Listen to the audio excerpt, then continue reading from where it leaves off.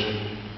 Почитувани суграđani, повод за днешната наша пресконференция е актуалната состојба во Комунарец Гергелија, која кулминираше со негативен финансов извештај за првиот квартал од 2014 година и истиот не беше усвоен од страна на мнозинството во Советот на општина Гергелија.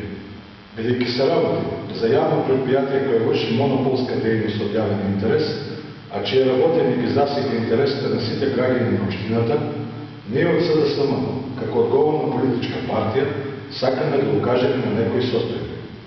Општо е мислењето на голем број наши сограѓани дека последното покачување на цената на водата не беше во функција на развој на самото предпријатие.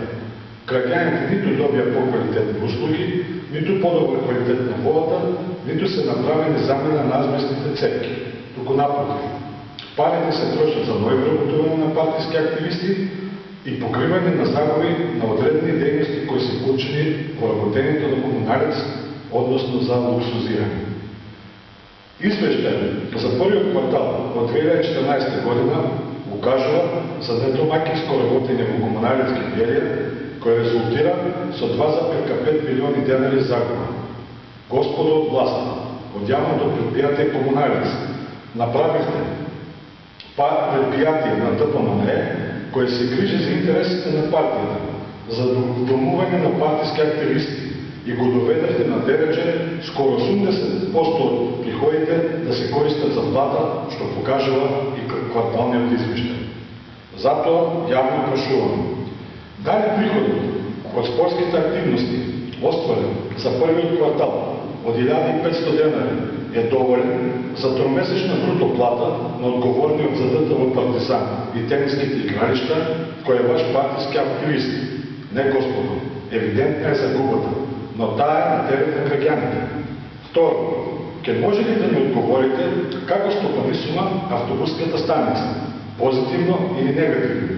Бидејќи од финансовиот извештај тоа не може да се види. Јавноста заслужува одговор, бидејќи ги трошите видните пари, а за нас од СДСМ иш не се секирате.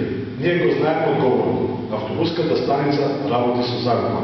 Но за вас е важно, ветено, сторено, вие остварувате. Трето, ке може ли да ни објасните по кои критериуми се исплаќаа средства за прековремено работење на вашите партиски активисти? Прековремено каде? Во партијата или во Комунарец? Па зарем е можно да работите со загуба и при тоа да исплаќате за прековремена работа селективно? Но што знаеме вие? Вие треба да им се одолжите на тие што трчаа за вас на изборите, на тие што ги носите на митинг во Охрид. Апсолутно, ние немаме ништо против да ги наградувате со пари вашите партиски активисти, но од вашата партиска каса. Ама сме против за тоа да ги плаќате со парите на граѓаните. Четврто, докаде е судскиот спор со стомничката фирма за набавка на скипер и гјубретарки? Го добивте или го изгубивте? Што е со возилата? Платени се или не се? Во функција се или не се? Според наши сознанија, судскиот спор е изгубен и Комунарец година ќе плаќа дебели пари, а возилата не се во функција. Стојат во градот Војно Ѓоше, кој вработените го нарекуваат Луна парк. Господо, дотаму ја потеравте работата. Го клекнавте на колена предпријатието. Но што е тоа битно? Не бе засека вас. Далеко од вашиот джеб, вашиот луксус. Вие остварувате, природата продолжува, ја надградувате, ама со наши пари на сите граѓани, од кој голем дел за разлика од вас едва и врзуваат крај со крај. Петто, како е можно надзорниот и управниот одбор на Комунарец за ваквиот негативен финансов извештај да дадат позитивно мислење? На констатирана загуба да немаат забелешки и никакви препораки како да се подобри работењето во иднина? Или пак тие се членови на органите на Комунарец домени токму од вас, од партијата, па морат да бидат послушни, а за тоа добиват одреден месечен паушал за своето работење или неработење.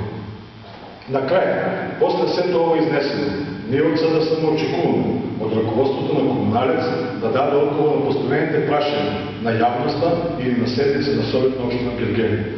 А лично од градоначалникот очекуваме да предложи промени во раководството на Комунарец, во надзорниот и управниот одбор, бидејќи тоа е негова надлежност.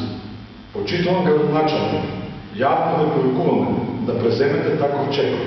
Не заради СДСМ, не заради ВМРО КПМН, не заради политика, не заради нас, не заради вас, туку за доброто на Гевгения. Па не и сите сме за по-добре Гевгения.